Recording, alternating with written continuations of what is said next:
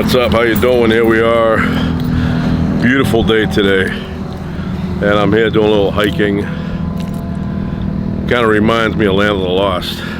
Remember Land of the Lost? I loved watching that. Today happens to be a Saturday, but when I was about that big, Land of the Lost was part of my Saturday morning scheduling for cartoons. Although that was not a cartoon, it was live humans. But it was part of that Saturday morning cartoon thing that I would go through every Saturday. From like 7 a.m. till 2 p.m. I watched cartoons. The last one was Fat Albert. But Land of the Lost, man, and the day seemed long back then. A Saturday seemed very long. Like I had a lot of time to watch all these things and then do more things after the cartoons were done. Now it flies by. Today is Saturday here. If I haven't mentioned that, which I think I have. But those are good memories. It kind of reminds me, I remember being a kid watching that, and I knew they were from California. I got to go visit that area, see what it's all about. But how cool was that? They got on a, I don't know what happened to the mother, because she wasn't with them that day. Maybe it was just like a father and kids camping trip, but the mother was not there. We know the mother was around at some point because they have flashbacks of her during the season, or the seasons. But they're going down the rapids. Gets a little crazy for them. Then they go over the waterfall, and they get transported back in time, like really back in time. This is not like Back to the Future, like Michael, what's his name? Michael J. Fox. Michael J. I was trying to think J. Michael J. Fox, where he went back to 1955 from 85, and then he went to 1885. This is way back. This is prehistoric times when there are no human beings except the Sleestaks, which aren't really human beings. But yeah, so they end up there, and I remember the opening credits, the song, cool little tune there with you know, kind of like letting you know what's going on. It was almost like a narration of the beginning of how it all happened, and then they'd go over and then end up on the other side. It was, you know, a few million years in the past, probably like 60-70 million years in the past. And then at the end of that sequence, they would show, was it Alice, that big dinosaur that would, the T-Rex, but she would go, or he would go, I don't know if it was, it might have been a boy, it was Alice in Chains, but the dinosaur would go up to the cave where they lived, and then they would grab a telephone pole and shove it into the dinosaur's mouth, and then the dinosaur with the little hands would try and get it out, and they'd go to commercial, and then they would begin the episode with that. It was like a flute playing. Everything was serene, calm, only for the adventure to begin moments later. Sleestaks were always problems, always giving them issues. Chaka was okay. Remember that little kid played Chaka? He was actually on an episode, or a few episodes of that, of Land of the Lost as himself, like without being Chaka, like as a human. But that was a cool show, cool times. Good time to be a kid back then. You know, whoever came up with the concept of Saturday morning cartoons gave us a lifetime of memories and a lifetime of feeling inside. You can't describe the feeling you had, but when you think about those days, you kind of can bring it back up a little bit. You know, that feeling that you knew it was Saturday morning, and each individual show gave you a little bit of a feeling inside, like Land of the Lost. And there was a bunch of shows that I enjoyed back then that were real actors playing and not cartoons, like Electro Woman and Dyna Girl. That was a good one. And the other one that I enjoyed was that Wonder Bug. They show you, even that, the theme song gave you the narration of how everything came into being. Wonder Bug, they went into this junkyard, they made this car, Schleprock car, and then I think the female, the girl that was with them, she found a horn. Somebody found a horn, and they put the horn on. That horn had magic powers. When they would squeeze it, Wonder Bug would come into being from the Schleprock, that little, you know, broken down car. He would become a supercar and could fly. That was a cool show. And they were always having adventures. Didn't they have high school or something to go to? One of the guys that was on that show, kind of weird how these things happen, but one of the guys ended up becoming an adult movie actor, an adult, film actor, one of those type of movies. And then he died. But kind of weird when you see him in the 70s playing in a kid's show, and then he goes and does XXX movies. Career, that was his career. So that was a cool show. And then, of course, the cartoons. My favorite, Hong Kong Phooey. The adorable Hong Kong Phooey. And I think that's why I look up to janitors, because he was a janitor. He was working undercover in the police department, so he would get all the information of where the crimes were happening, although he could have done all that with a scanner. Could have had a scanner in his house, his doghouse, and then he would hear stuff happening and he would take off in his, the Phooey mobile with that little dong. But that was an awesome cartoon. Rosemary, the telephone operator, she was hot. Good looking lady there. The short dresses that they allowed them to wear back then, that was part of her uniform. That wasn't her own stuff. That was what they gave her. Very short. And then Sarge. And of course Penry with a P. I always thought it was Henry back then, but it was with a P. And then Spot, the cat, who really had stripes. And he was the brains behind the entire operation. Although Hong Kong Phooey was funny. Scatman Crothers, right? Did the voice, loved him. I especially enjoyed watching him on Chico and the Man. What a good show that was. I love Chico and the Man. Chico and the Man is like my style of people. Everything about that show, the garage, the man, Chico living in, I think he lived in like a little Winnebago or something inside the garage area. And all the buddies that would show up, that was a good show. And then of course we know what happened. Tragedy hit that show and then it went off the air, but that was such a good show. Even the theme song, Jose Feliciano doing the theme song. Cool theme song. Sometimes I go down to East LA and I'll drive around, walk around a little bit, and I look at it and it brings me back to the 70s when Chico and the Man was on the air. Because when you go to East LA, that's all you see. It's like the opening scenes for Chico and the Man. And I think the Man in real life was born. Tough guys right there, Mama's boys.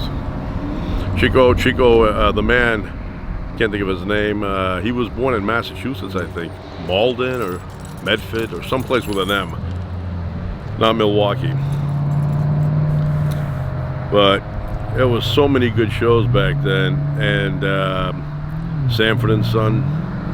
Sanford and Son, I loved Sanford and Son. The originals more than the reboot that happened with that Cal guy. That was alright, but it wasn't anywhere near as good as the original with Lamont. Not many people have that name, Lamont.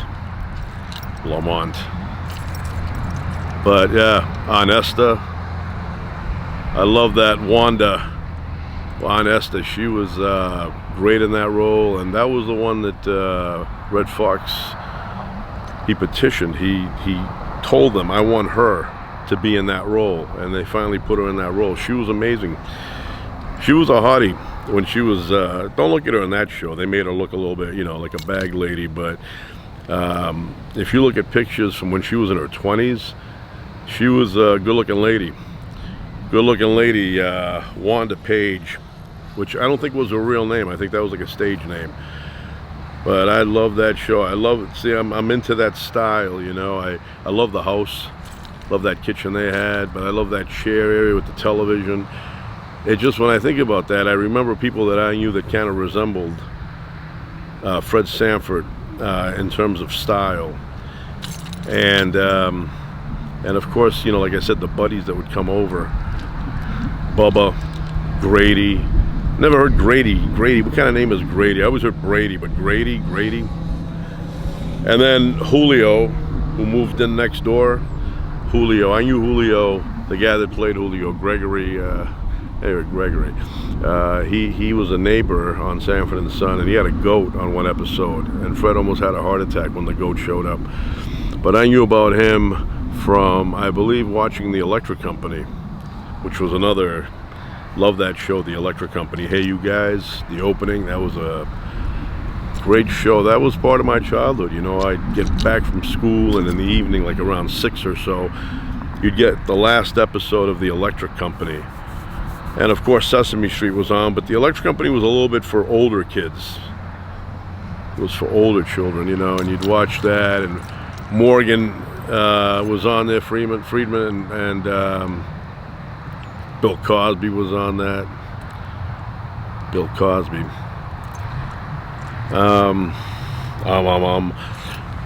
But yeah, it was good days, and I'm sure children growing up today, you know, 40 years from now, will be reminiscing about these days today, right now, what they watched on television and how it was and how they played on their iPhones all day.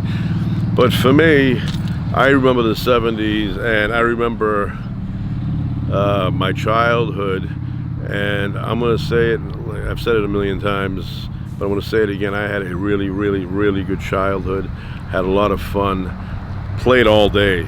There was no lack of playing when I was a kid. I mean, we would go downstairs, and even if you had, you know, you wouldn't call people ahead of time and say, hey, what are you doing today? What are you doing? Or you just showed up outside somewhere on the street, and you'd bump into another friend who was your age, and then you'd go play all day. That friend, you'd bump into another friend and another friend, and before you knew it, you had all these adventures all day long. And then the lights would come on at the night, and you'd go home. And the next day, if it was a Sunday, then, you know, my father would, you know, say, let's go. We'd go somewhere, get in the station wagon, and we'd go for a ride. And we did a lot of that, you know, hanging around with the family as well. Like my father would say to me on a Wednesday or something, we're going to Maine this weekend, be ready, have your stuff ready. And Friday night, you know, after school and everything, we'd pack up the station wagon and we'd take off and go to Maine until Sunday night, unless Monday was a holiday, and then we'd stay till Monday. But it was a great time. I had great memories. I always think about my childhood, and I'm not one of those people that think about it and go, you know, it was like very difficult. It was fun. I had a blast. You know, funnest years of my life when I, you know, for playing was back then, you know. But it was a routine. Saturday, actually Friday, would start on Friday. You get up in the morning and you knew Saturday was coming, so you had a little bit of a euphoric feeling inside. And then right around 2 o'clock, when you knew at 2:10, 2:20 school was done, that euphoric feeling would build and build and build, and then you'd go out and you'd get on the school bus to get home, or walk home, or whatever. I walked home because I wasn't that far from the school. I'd have this feeling of Friday, Saturday, Sunday, you know, I got all this time off now. Tomorrow's cartoons. I'd get home, and at some point, I remember the Donnie and Marie show came on when I was maybe, I don't know, a little bit older, but it came on, and they would sing that song at the end, May Tomorrow Be a Perfect Day, that song, and that would kickstart my weekend. If I didn't hear that, I was disappointed. You know, I would turn the TV on and listen to that song at the end. I'd shut off, I'd go to bed after, and then 7 a.m. Saturday morning I was up. I did not sleep in. Saturdays. I would wake up at 7, and immediately TV would come on. I had a Zenith, black and white. It would take about a minute to, warm up, and then the picture would come on. And I had a black and white, so I didn't know what all these cartoons looked like in reality, you know, because it was just gray. So I'd get up early, and I'd watch, you know, the first one that would come on, and like I said, I would go all the way through, and I had it all memorized from this time to this time, channel 4, then in channel 5, then back to 4, then to 7. And I remember one time I said to myself, you know what happened to me? I used to enjoy watching Sesame Street all day on Saturdays, at least 1 or 2 episodes on Saturday, and now I don't watch any of it. Why? You know, and I didn't even have the need or the desire to watch Sesame Street anymore. And I got a little bit nostalgic. So I remember one specific Saturday, I said, okay, this Saturday I'm gonna just sit and watch Sesame Street on channel 2, which was PBS. And so I watched it, and then I felt like I kind of got it out of my system, that I was like, I went back in time and I saw something that I used to do. But after a certain age, I think it was after like 2nd grade, I wouldn't watch Sesame Street as much anymore, except on the weekdays. I would watch more like the regular cartoons. And then there was the cartoons, what are they called? It was like the Olympics for the cartoons. You had one group that was fair, the other ones, they were all right. Then the last group, they were cheaters. They would put detour signs and all that, but the good guys would always win at the end. So, yeah, and for the thing I mentioned earlier, Wonder Bug, yeah, that was a cool little thing on Saturday mornings. Kids always get in a jam. They had to use the Wonder Bug. They hit the horn, and then that thing would fly, and it would bring them on, you know, to these locations. They would save the day. And then, of course, Shazam and ISIS. Shazam and ISIS was a great show for me. Love that whole concept of, it was better than Superman. Superman had the stupid glasses. This guy could literally be anywhere. He could say Shazam, although he had to be away from buildings because that lightning bolt would burn him down. And he had Mentor. They drove around in a Winnebago. And in the front, they had the Shazam logo thing. And nobody connected the two to say, wait a minute, you get that t-shirt, it's always red, you always wear it, and then you have a lightning bolt on your Winnebago. Are you Shazam or Captain Marvel or whatever? Nobody asked them that. And why even have that in the front? The point of that, you're giving away your identity. But then they had the elders. He would touch that round bowling ball with the lights on it, whatever that was, half a bowling ball. And he would go into this cave system or whatever, and the mentors, the elders, whatever, they were on top there giving him advice. And the guy that was driving with him, or he was the driver, he was the mentor, and he called him Mentor like that was his name, Mentor. So yeah, it was a good, you know, good experience with all that stuff.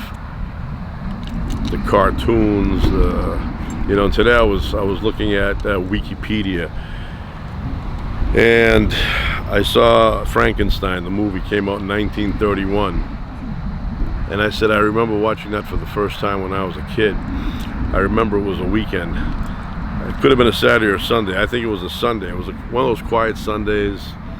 Nothing was going on. I remember it was kind of like cool outside and a bit rainy. And I had the windows cracked open, and I was sitting in my chair, and they had the movie Frankenstein from 1931 on at around 4 p.m. or something. And I watched it, and it just pulled me in. I felt like I was part of that. And I was thinking about today, I should go home and see if I have it on demand and watch it again. But I always thought that movie was filmed in England. Then one day I'm taking the Universal tour at the studios, and they brought us through the town where they shot Frankenstein. I go, it was shot back here. Changed my perspective when they showed me that. So yeah, now it's a different time. Now, you know, first of all, kids don't play that much anymore. They don't play that much anymore.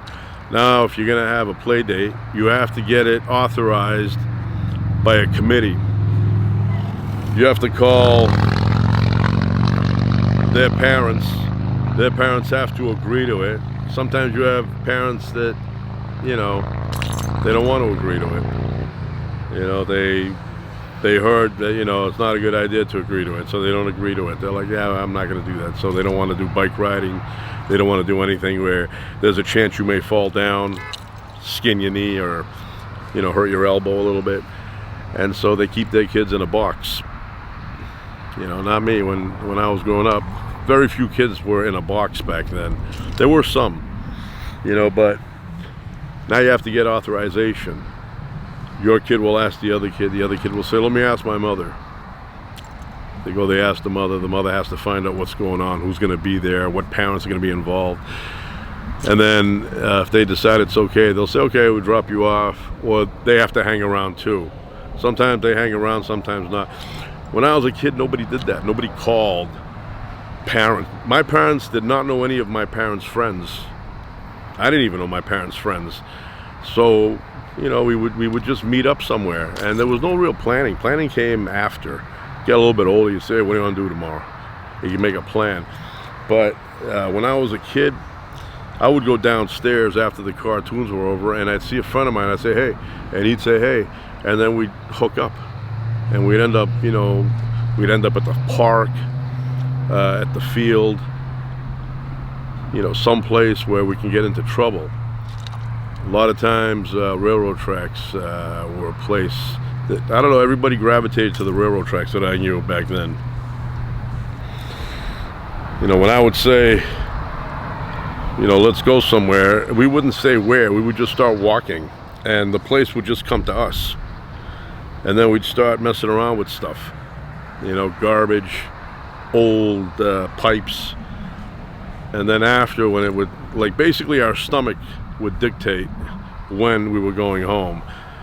If all 3, 4 of us or whatever started getting hungry, then we'd say, I think I gotta get home. And one of my friends, he lived on the other side of the railroad track, so there was a fence where the railroad tracks are. He would jump over the fence, and that was his backyard. Me, I lived a few blocks away, not many, I think like 4, it wasn't that far. I could actually hear the train at night. Sometimes when it was quiet out, I could hear the big train going by way over. And then my other friend lived in the other direction, about 4 or 5 blocks. And near his house was United, it was an auto parts store. And I remember going in there a lot, like we were mechanics. And I mean, nowadays, because I was in the 1st grade when that was going on, that place does not exist anymore. Closed down many, many years ago. But when I was a kid, that was one of our stops. And then after that, we would go back to the tracks. Then there was a field near there. We would explore the field. And sometimes we would show up outside early. You know, I remember one Saturday, we got up at like 7 o'clock, me and my friends. This was like maybe 2nd grade, 2nd, 3rd grade, around there. And there was a new kid in the neighborhood. And he was little too. He must have been in kindergarten because he was really little. And he wasn't up yet. So we decided we were going to go to his house and knock on the door. And we went to the house, we knocked on the door.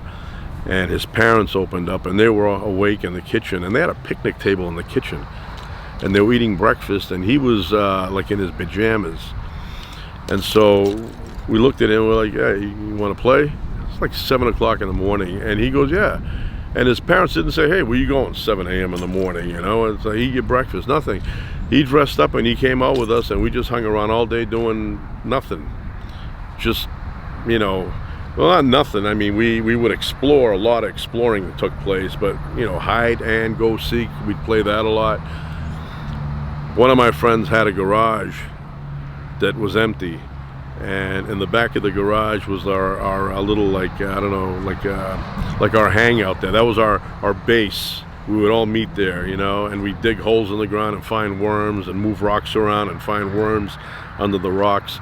And then sometimes when it would start raining hard, especially in the summertime, you know, that thunder and lightning with the heavy rain, we, instead of going in his house, we would go in the garage and spend the hour there while the rain passed. And it was crazy hard rain. And nobody said to us, hey, come in the house, what are you doing in there? Mother was like inside, you know, housewife. Probably said, let him stay there. Give me some peace. And I know a lot of mothers back then, stay-at-home moms. It's not that popular now, but back then, stay-at-home moms were known for doing Valium.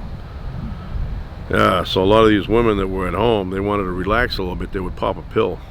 Some of them would take a little drinky poo throughout the day. I had a friend, I'm not going to say who, I don't want to embarrass him. I don't think he cares because he's the one that told me, but I'm not going to mention names. But his mother was lit all day. And as a kid visiting their house, she always had a mean face. And I never realized back then that was not a mean face, that was a drunk face. So years later, I bumped into her. I didn't bump into her. I was driving by a liquor store, and I ran into him. I bumped into him a day or so later, and I say, I saw your mother coming out of a liquor store. And he goes to me, he goes, that's a surprise. He goes, alcoholic. I go, even when we were little? He goes, oh yeah. She used to drink constantly, he goes. Like, she'd stay home and just, you know, have a little shot of this, a little shot of that, and then go do laundry. I'm surprised she didn't fall down a flight of stairs. But like I said, back then I didn't realize that because I didn't get up to her and sniff her. So I don't know if she's still around now, but I'm not mentioning the names. And yeah, and I would hang around with him in his basement. Sometimes, you know, after playing all day, we'd make a pit stop in his basement, and he had air hockey. I'd play that, and he had an Evel Knievel poster, his sister did. Behind on the wall there was the Snake River Canyon jump on the rocket. And I remember going in there and seeing Evel Knievel poster. And then we'd play air hockey, and then his mother would come down looking mean down the stairs with a laundry basket. But she was lit. Never knew that. But good times. Good times. I'm sure eventually she gave it up. So, that's it for now. That's it for now. I'm going to explore a little bit now that I'm older.